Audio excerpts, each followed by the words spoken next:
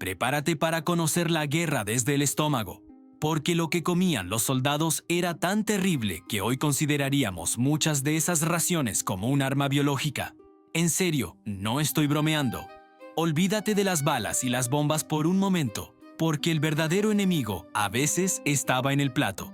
La comida en el frente era una batalla diaria, una prueba de supervivencia que dejaba cicatrices en el paladar para siempre.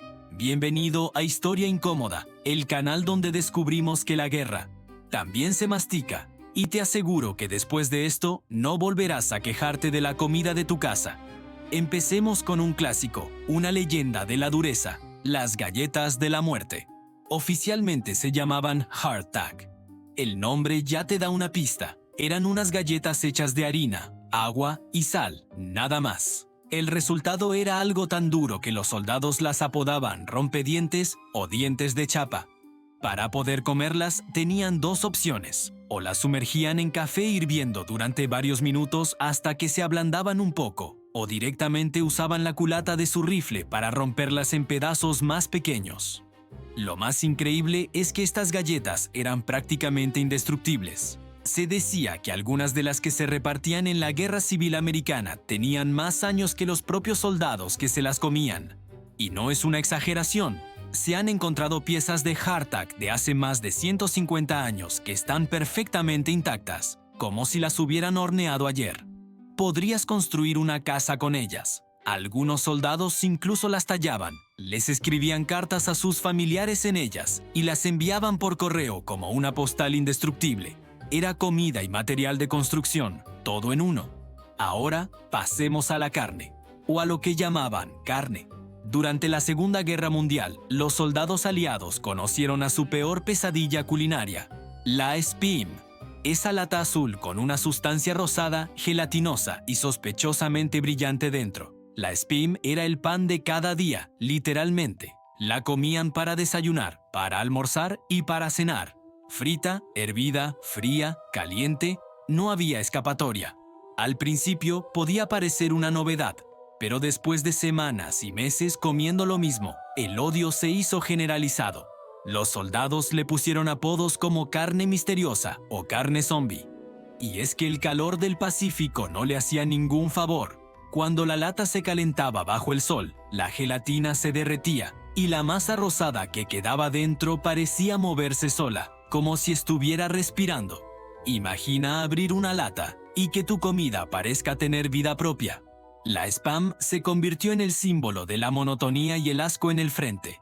Años después, muchos veteranos no podían ni ver una lata de Spam sin sentir un escalofrío. Pero si crees que los aliados lo tenían mal, espera a ver lo que comían los alemanes. Durante la Primera Guerra Mundial, el bloqueo naval los dejó sin muchos recursos, así que tuvieron que ponerse creativos. Y con creativos me refiero a desesperados. Así nació el Kriegsbrot, o pan de guerra, también conocido como Ersatzbrot, que significa pan de sustitución. Y vaya si sustituía la harina. Este pan podía llevar cualquier cosa que se pudiera moler y añadir a la masa. Hablamos de serrín, sí, virutas de madera. También usaban cáscaras de granos, remolacha, fibra vegetal y hasta hojas secas. El resultado era un ladrillo oscuro, denso y con un sabor que recordaba a la tierra mojada. Era pan solo en el nombre. No tenía apenas nutrientes y era increíblemente difícil de digerir. Para los soldados en las trincheras, cada bocado era un recordatorio de la escasez y la desesperación. Este pan no solo no alimentaba, sino que a menudo causaba problemas estomacales graves. Era como masticar cartón mojado con arena, un verdadero castigo diario. Y para acompañar ese delicioso pan de serrín, ¿qué tal un café? Bueno, la versión alemana del café también era de mentira. Se le conocía como Muckefuck y estaba hecho de cualquier cosa que se pudiera tostar y moler para que pareciera café. Generalmente usaban bellotas, achicoria o raíces tostadas. El líquido resultante tenía un color oscuro, parecido al del café, pero el sabor era otra historia. Los soldados lo describían como amargo, terroso y deprimente. Era la depresión líquida en una taza. No tenía cafeína, por supuesto, así que ni siquiera te daba ese pequeño impulso de energía tan necesario en el frente. era tan pero tan malo que muchos soldados preferían simplemente beber agua caliente sola. Al menos el agua caliente no tenía ese regusto a tierra quemada. Imagina empezar tu día en una trinchera fría y húmeda con una taza de agua sucia con sabor a raíces. No es la mejor manera de levantar la moral.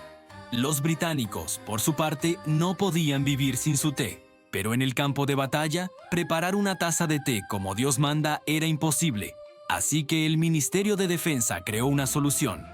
Un té instantáneo. Venía en forma de un polvo concentrado que solo necesitaba agua caliente. ¿El problema? El sabor. Los soldados decían que sabía a una mezcla de humedad, medicina y metal. Era un brebaje turbio y amargo que apenas recordaba al té de las 5. Pero, siendo británicos, su amor por la tradición era más fuerte que su sentido del gusto. A pesar de que era una bebida horrible, se la tomaban religiosamente. Era un pequeño ritual que les recordaba a su hogar, aunque el sabor fuera una versión distorsionada y triste de ese recuerdo. Mantener la calma y seguir adelante, incluso si tu té sabe a óxido. Muy británico, la verdad. Ahora viajemos al frente del Pacífico, donde la comida japonesa enfrentaba un enemigo implacable, la humedad y el calor tropical.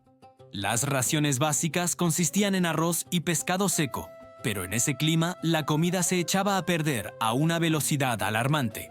El arroz se enmohecía y fermentaba, y el pescado, bueno, digamos que los gusanos a menudo venían incluidos en la ración, sin coste adicional. Eran una fuente extra de proteínas, supongo. La logística era tan mala que muchos soldados japoneses en islas aisladas se quedaban sin suministros durante meses. La supervivencia se convirtió en una cacería diaria. Tenían que comer cualquier cosa que se moviera. Serpientes, ratas, lagartos, insectos. La selva se convirtió en su supermercado y su restaurante. El hambre era tan extrema que la disciplina militar a menudo se rompía por la necesidad de encontrar algo, cualquier cosa que llevarse a la boca.